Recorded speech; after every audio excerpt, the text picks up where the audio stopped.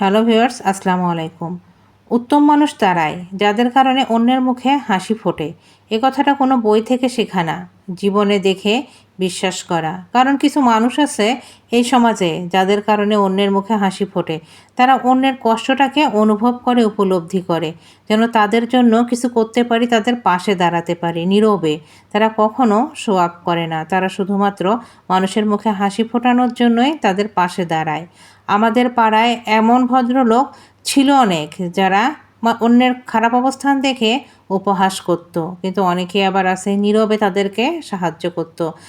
নামটা অনেকের মনে নেই, কারণ তিনি আলাদা করে কিছু হতে চাননি কখনো। প্রতিদিন একই সময়ে অফিসে যেতেন, একই সময়ে ফিরতেন, কাউকে উপদেশ দিতেন না, বরং নিজেকে ছোট করে রাখতেন, বড় বড় কথা বলতেন না কখনো। কিন্তু মানুষটা দেখে কেন জানি মনটা একটু শান্ত হয়ে যেত। মানুষটা অন্যদের সঙ্গে কখনো দুর্ব্যবহার কিংবা খারাপ আচরণ করতো না। প্রত্যেক দিন মানুষের সঙ্গে সুশীল ব্যবহার করত, সুব্যবহার করত, কারণ তার স্বভাবটাই ছিল এমন নম্র ভদ্র। সকালের দোকানে চা খেতে খেতে দেখা যেত সে হালকা হাসিতে সবার সঙ্গে কুশল বিনিময় করছে।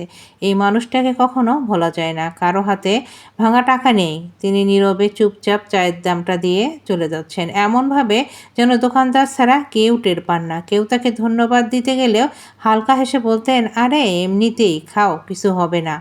একদিন বৃষ্টির মধ্যে এক স্কুল ছাত্র কাঁদছিল, জুতো ভিজে গেছে, বই নষ্ট হয়ে গেছে।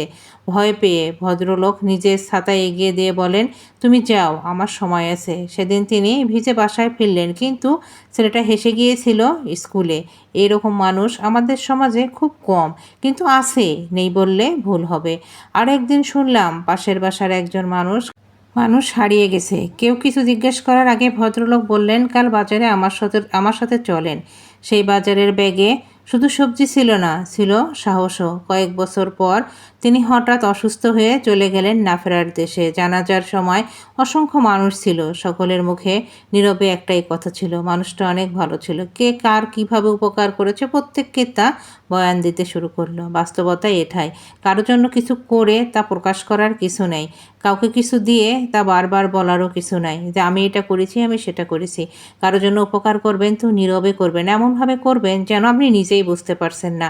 কারো পাশে দাঁড়াবেন তো এমনভাবে যেন আপনি নিজেও জানেন না যে আপনি কারো পাশে দাঁড়িয়েছেন। কারো ভাঙা মনটাকে গড়ে দিলেন, সেও যেন বুঝতে না পারে যে আপনি তাকে সাহায্য করেছেন।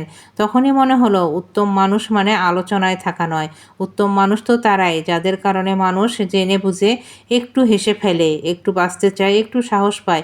এই মানুষগুলো আসলে গল্প নয়, বাস্তবতায়ও কিছু আছে।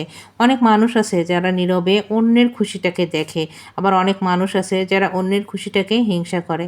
হিংসা না করে সবাই সবার পাশে থাকেন, সমাজটাকে নতুন করে গড়ে তুলুন। সমাজ সুন্দর হবে, আপনি ভালো জীবন পাবেন, আপনার সন্তান সুন্দর সুশৃঙ্খল ভবিষ্যৎ পাবে।